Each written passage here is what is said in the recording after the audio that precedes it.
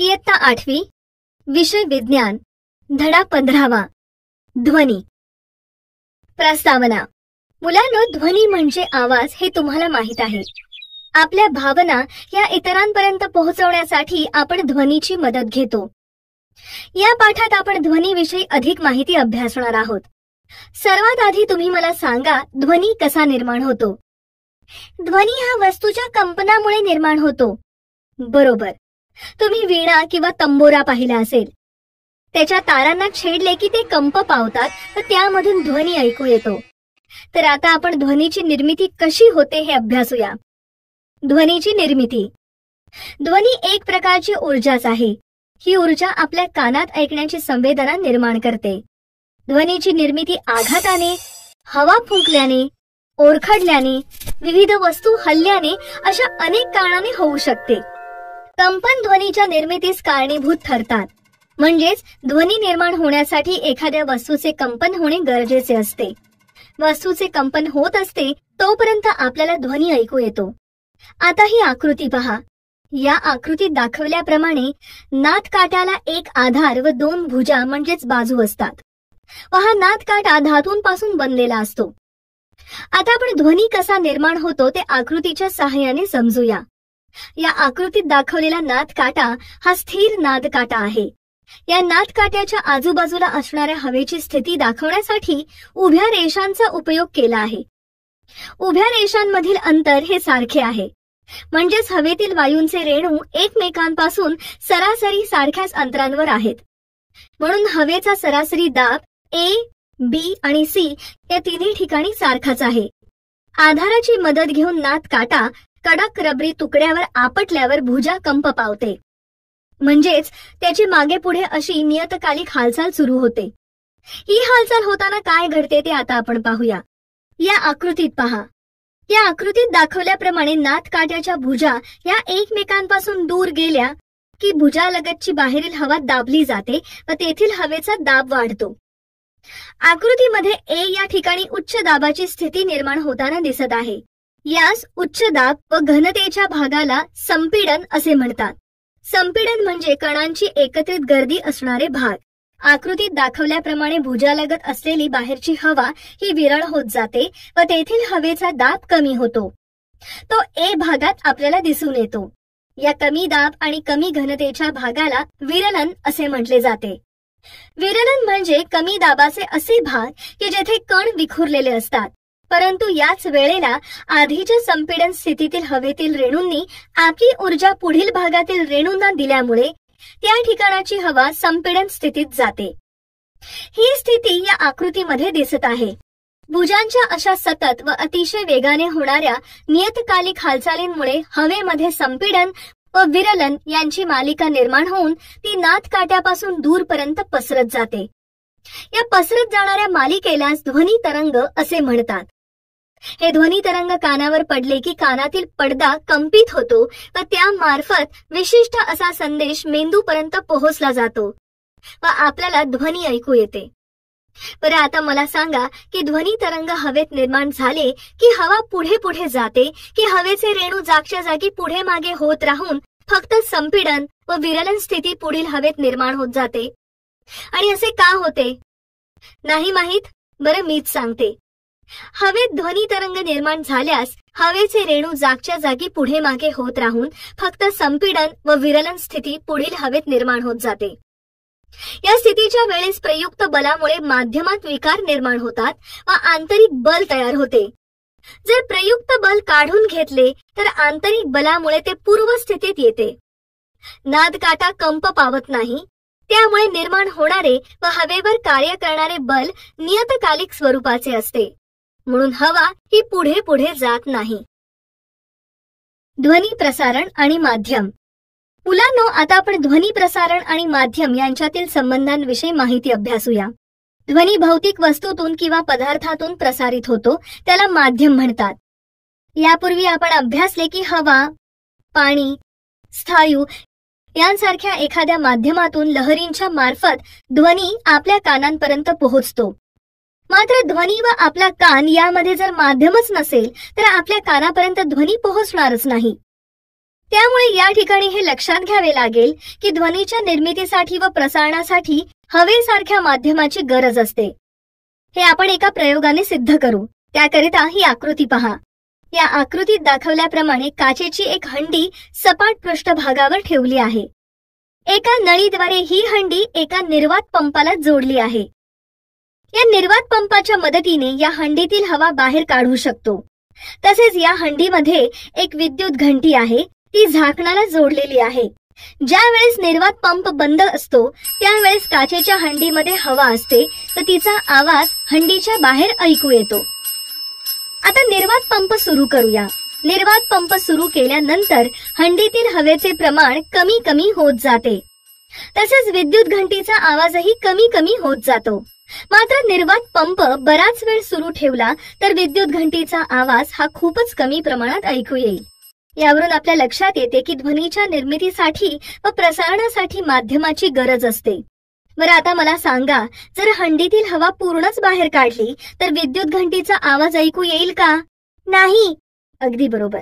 माध्यम नाही म्हणून आवाज ऐकू येणार नाही. तुम्ही नेहमी ऐकत असाल की चंद्रावर मानव राहण्याची तयारी करत आहे, अशा बातम्या नेहमी येतात.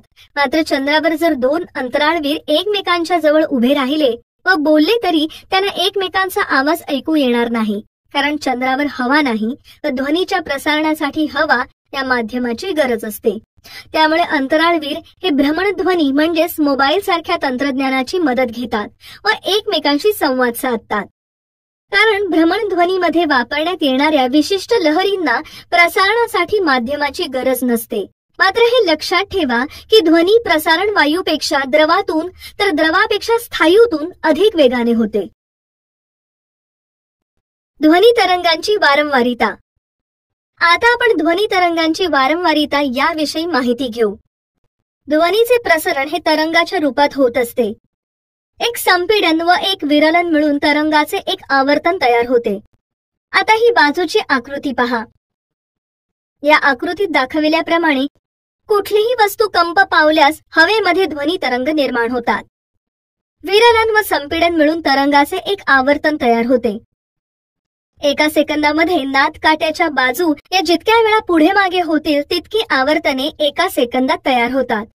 म्हणजेच एका सेकंदात हवेच्या किंवा इतर कोणत्याही माध्यमातून निर्माण होणाऱ्या एकूण आवर्तनाची संख्या म्हणजेच त्या ध्वनी तरंगाची वारंवारिता होय.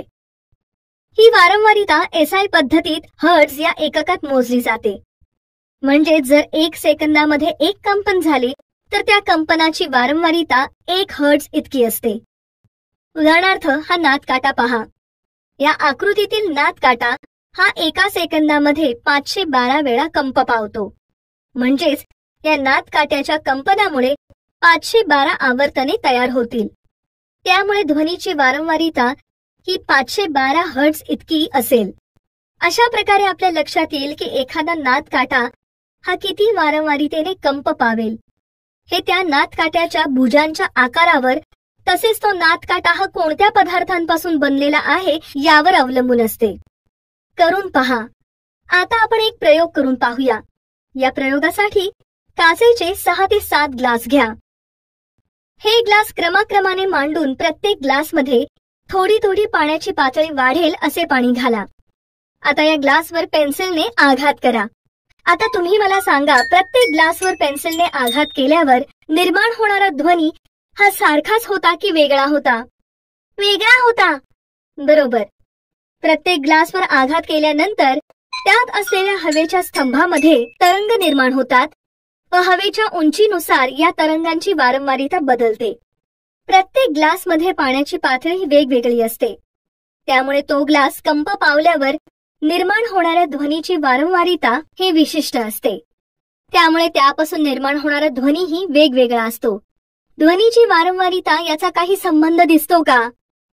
तर कसा दिसतो ते सांगा. हो, संबंध दिसतो. कारण ग्लासातील हवेच्या स्तंभाची उंची जेवढी जास्त असेल तेवढी ध्वनीची वारंवारिता कमी असते. बरोबर. अशा प्रकारे आज आपण या प्रयोगाद्वारे ध्वनी तरंगाची वारंवारिता अभ्यासली. ध्वनी आणि संगीत. मुलांनो, संगीत ऐकले की मन प्रसन्न होते. मात्र हे संगीत तयार करताना स्वर व ध्वनीच्या वारंवारितेचा विचार केला जातो, कारण ध्वनी तरंगाची वारंवारिता बदलली की निर्माण होणारा ध्वनी हा वेगवेगळा असतो व ध्वनी तरंगाच्या वेगवेगळ्या वारंवारितेमुळे वेगवेगळ्या स्वरांची निर्मिती होत असते. स्वर निर्मिती करण्यासाठी संगीत वाद्यही वेगवेगळी वापरली जातात. आता हे चित्र पहा. या चित्रात दाखवल्याप्रमाणे सतार, वायोलिन, गिटार यांसारखे तंतू वाद्य तर बासरी, सनई अशा फुंक वाद्यांचा उपयोग केला जातो.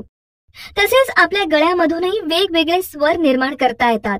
तंतू वाद्यावर असणाऱ्या तारांवरचा ताण कमी जास्त करून तसेच तारेच्या कंप पावणाऱ्या भागांची लांबी बोटांनी कमी जास्त करून स्वर निर्मिती करता येते.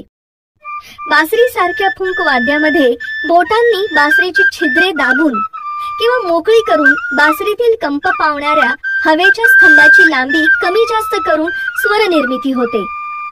तसेच बासरीमध्ये वापरली जाणारी फुंक बदलूनही वेगवेगळ्या स्वरांची निर्मिती होते. मुलांनो, तुम्हाला मध्य सप्तकात असणारे सा रे ग म प ध नी हे सूर माहित आहेत. आता हा खालील तक्ता पहा. आपल्याला या तक्त्यावरून या स्वरांची वारंवारिता लक्षात येईल.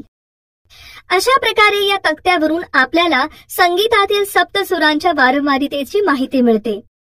आता हे चित्र पहा आणि ही वाद्ये कोणती आहेत ते सांगा. सतार, बासरी, सनई, तबला, संतूर, मेंडोलिन, बिगुल, सॅक्सोफोन. बरोबर. यातील सतार, संतूर आणि मेंडोलिन ही तंतुवाद्ये आहेत. यात ताणलेल्या तारांच्या कंपनामुळे ध्वनी निर्माण होतो. तर बासरी, सनई, बिगुल व सॅक्सोफोन ही फुंक वाद्ये आहेत. यात कंप पावणाऱ्या हवेच्या स्तंभाची लांबी बदलून निर्माण होणाऱ्या ध्वनीची वारंवारिता बदलता येते.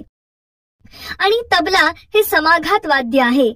यात चर्मपटलावर बोटाने आघात केला असता ते पटल कंप पावून ध्वनी निर्माण होतो. मानव निर्मित ध्वनी. ज्यावेळेस आपण मोठ्याने बोलतो, गाणी म्हणतो किंवा मधमाशीसारखा गुंग गुंग असा आवाज काढतो किंवा घास गिळताना आपण गळ्यावर हाताचे बोट ठेवले तर उंचवटा भाग असल्याचे जाणवते. तो उंचवटा भाग म्हणजेच स्वरयंत्र आहे. आता ही आकृती पहा. या आकृतीत दाखविल्याप्रमाणे स्वरयंत्राची रचना असते. हे स्वरयंत्र श्वसन नलिकेच्या वरच्या बाजूला असते. त्यामध्ये 2 स्वरतंतू असतात. या स्वरतंतूमध्ये असणाऱ्या जागेतून हवा श्वसन नलिकेत जाऊ शकते. फुफ्फुसामधील हवा ज्या वेळेस या जागेतून जाते तेव्हा हे स्वरतंतू कंप पावतात व ध्वनी तयार होतो. या स्वरतंतूंना जोडलेले स्नायू हे या तंतूवरील ताण कमी जास्त करण्यास मदत करतात. या स्वरतंतूवरील ताण वेगवेगळा असल्यास निर्माण होणारा ध्वनीही वेगळा असतो. कृती. आता आपण ध्वनी कसा निर्माण होतो ते एका सोप्या कृतीद्वारे पाहू. सर्वप्रथम सायकलचा निरुपयोगी ट्यूब घ्या. 2 सारख्या आकाराचे रबराचे तुकडे या ट्यूब पासून कापा. त्यानंतर दोन्ही तुकडे एकमेकांवर ठेवा व त्यांची दोन्ही टोके विरुद्ध बाजूला ताणा व त्यांच्यामध्ये असलेल्या जागेतून मोठ्याने फुंक मारा. आता सांगा, ही कृती करताना तुमच्या काय लक्षात आले? ताणलेल्या रबराच्या तुकड्यामधून हवा वाहू लागली आणि ध्वनी म्हणजेच आवाज ऐकू आला. अगदी बरोबर. या ट्यूब प्रमाणेच आपल्या स्वरयंत्राचे कार्य चालते. हे लक्षात ठेवा की पुरुषांमध्ये स्वरतंतू हे 20 mm इतके लांब, तर स्त्रियांमध्ये 15 mm इतके लांब, तर लहान मुलांमध्ये तर हे स्वरतंतू अजूनही लहान लहान असतात. त्यामुळे पुरुष, स्त्रिया व लहान मुले यांचा आवाज वेगवेगळ्या पट्टीचा असल्याचे जाणवते. बरं, आता सांगा की कुत्र्याच्या भुंकण्याचा भो भो असा आवाज व मांजरीचा म्याव म्याव असे 2 वेगवेगळे आवाज काढल्यास स्वरतंतूवर पडत असलेला ताण बदलतो. हे तुम्हाला जाणवते का? हो, जाणवते. बरोबर. असे 2 वेगवेगळे आवाज काढले की स्वरतंतूंवर ताण पडत असतो. ध्वनी क्षेपकापासून ध्वनी निर्मिती.